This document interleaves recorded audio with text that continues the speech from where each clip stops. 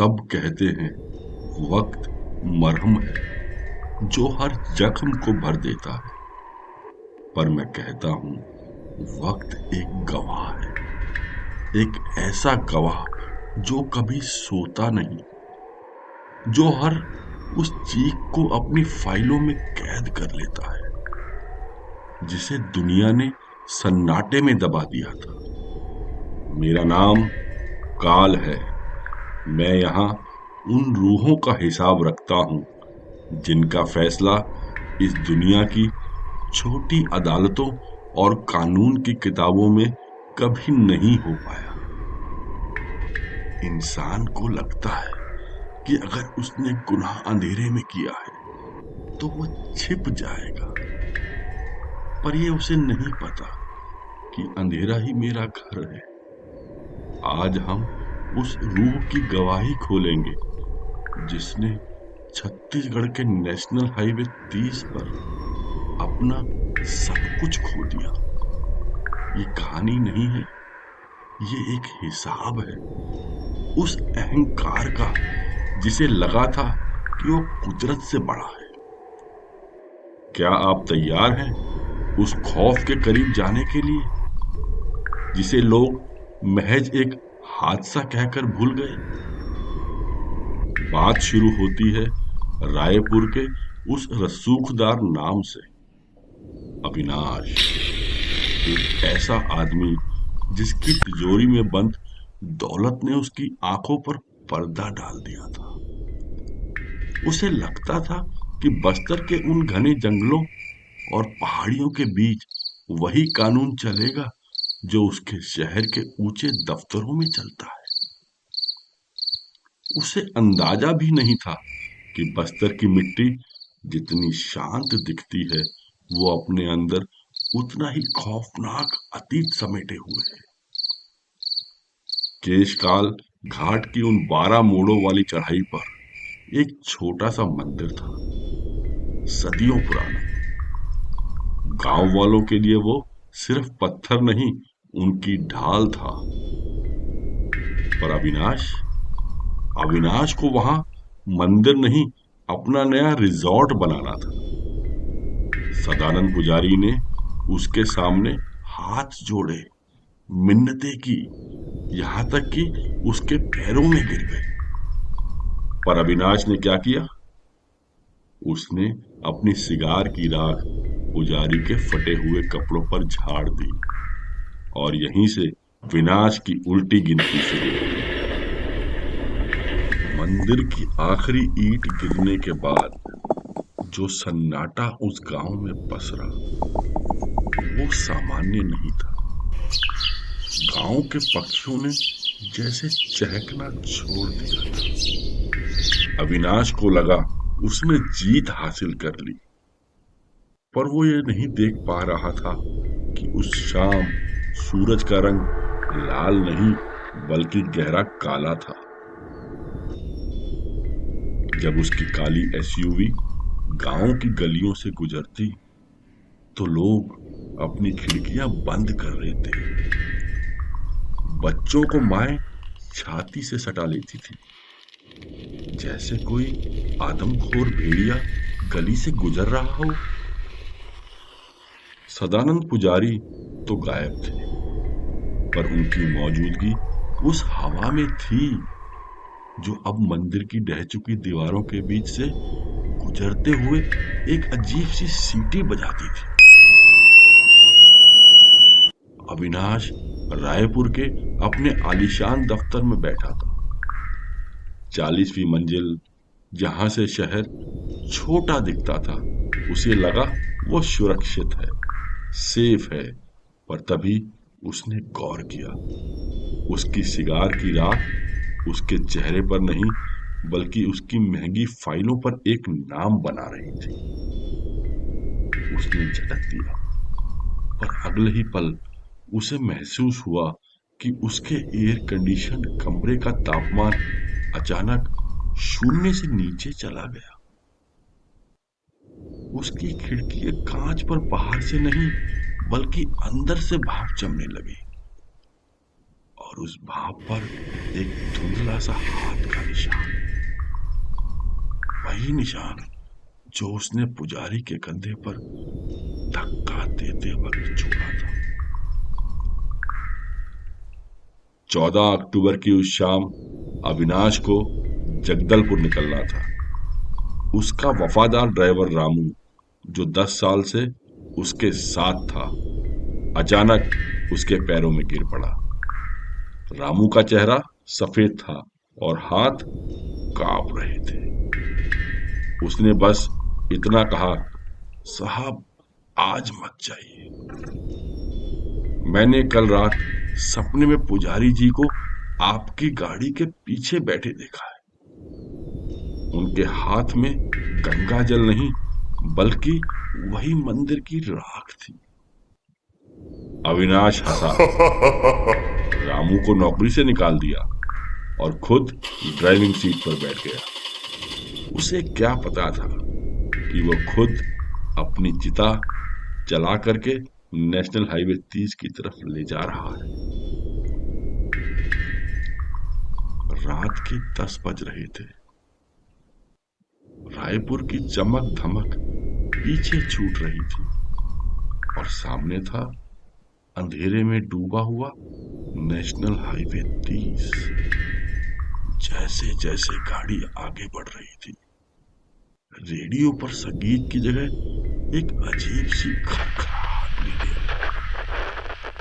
अविनाश ने रेडियो बंद करना चाहा पर बटन काम नहीं कर रहा था। तभी उसे रियर व्यू मिरर में कुछ दिखा। पीछे की सीट पर कोई नहीं था, पर सीट पर एक दबाव था, जैसे कोई भारी साया वहां बैठा हो। कोहरा इतना घना होने लगा कि उसे अपनी ही गाड़ी की बोनट दिखनी बंद हो गई। कोहरा इतना गाढ़ा हो चुका था कि हेडलाइट की 2 पीली किरणें भी बस कुछ फीट आगे देख पा रही थी। अविनाश ने वाइपर की रफ्तार बढ़ा दी, पर शीशा साफ नहीं हो रहा था। अचानक सड़क के ठीक बीचों बीच उसे एक साया खड़ा दिखा। सफेद धोती, हाथ में लाठी। अविनाश ने पूरी ताकत से ब्रेक मारा। टायर सड़क पर चीखते हुए रगड़ खाने लगे। गाड़ी रुकी, सन्नाटा छा गया। अविनाश की सांसें धोखने की तरह चल रही थी। उसने बाहर झांका। वहां कोई नहीं था, सिर्फ एक टूटी हुई मंदिर की घंटी सड़क पर पड़ी थी, जो अब धीरे धीरे हिल रही थी। Tin tin tin. अविनाश ने खुद को संभाला। ये सब वहम है, वो बुदबुदाया। फिर उसने क्लच दबाया, पर गाड़ी स्टार्ट नहीं हुई। तभी उसे महसूस हुआ कि उसकी गर्दन के पीछे कोई ठंडी हवा फूंक रहा है, जैसे कोई बहुत करीब खड़ा हो। उसने धीरे से रियर व्यू मिरर की तरफ नजर घुमाई। पीछे की सीट पर अंधेरा था, पर वहां 2 अंगारे जैसी आंखें चमक रही थी। वो आंखें अविनाश की आंखों में सीधा झांक रही थी। अगले ही पल एक ठंडी सड़ी हुई आवाज गूंजी, बहुत जल्दी में अविनाश, किराया चुकाने का वक्त आ गया है। जैसे तैसे गाड़ी स्टार्ट हुई। अविनाश अब पागलों की तरह एक्सीलेटर दबा रहा था। उसे बस उस घाटी को पार करना था। नक्शे के हिसाब से 12 मोड़ थे, पर जैसे ही उसने 12वां मोड़ काटा, सामने एक और मोड़ आ गया। 13वां मोड़। ऐसा कोई बोर्ड नक्शे में था ही नहीं। सामने से एक ट्रक की तेज रोशनी उसकी आंखों को अंधा कर रही थी। ट्रक के हॉर्न की आवाज किसी दानव के चिल्लाने जैसी थी। अविनाश ने स्टीयरिंग घुमाना चाहा, पर वो जाम हो चुका था। उसने देखा उस ट्रक के बोनेट पर खून से लिखा था, कार। ट्रक की वो अंधा कर देने वाली रोशनी अचानक गायब हो गई। सन्नाटा इतना गहरा था कि अविनाश को अपनी ही पलकों के झपकने की आवाज सुनाई दे रही थी। उसने अपनी कलाई की घड़ी देखी। सेकंड की सुई एक ही जगह कांप रही थी। टिक टिक टिक टिक। जैसे समय आगे बढ़ने से डर रहा हो। बाहर का कोहरा अब सफेद नहीं था, बल्कि कोयले जैसा काला पड़ चुका था। वो धुआं वो धुआं धीरे धीरे गाड़ी के एसी वेंट्स के अंदर आने लगा। अविनाश ने खिड़की खोलनी चाही, दरवाजे का हैंडल खींचा, पर सब कुछ पत्थर की तरह जाम हो चुका था। उसे समझ आ गया वह अब इस दुनिया में नहीं, बल्कि काल के दायरे में खड़ा था।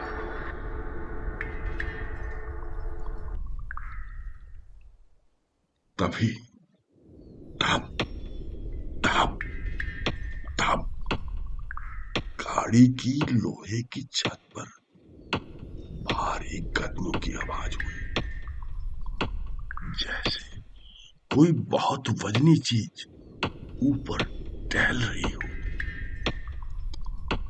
छत का लोहा धीरे धीरे धीरे अंदर की तरफ धंसने लगा,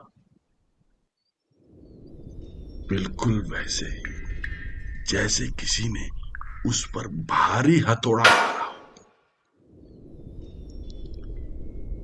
अविनाश की नजर सामने कांच पर पड़ी। वहां धूल और राख से एक चेहरा उभर रहा था।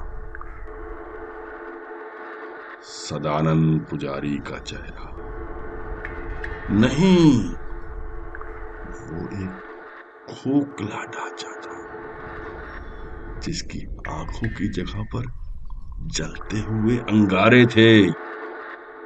उसने अपना हाथ बोनट पर रखा और गाड़ी का बोनट ऐसे पिघलने लगा जैसे मोम। उसकी आवाज बिना होठ हिलाए गूंजी, अविनाश, अविनाश, नींव की बलि अधूरी थी, आज उसे पूरा करने का शुभ मुहूर्त है, शुभ मुहूर्त है। अचानक हजारों हथेलियों के छपने की आवाज गाड़ी के चारों तरफ सुनाई देने लगी।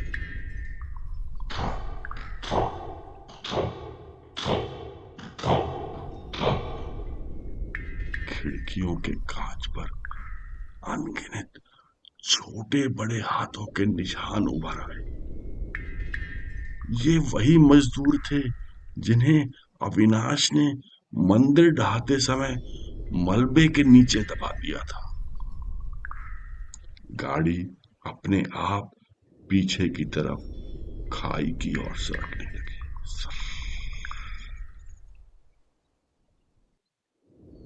टायर जमीन पर रगड़ नहीं खा रहे थे, बल्कि हवा में तैर रहे थे।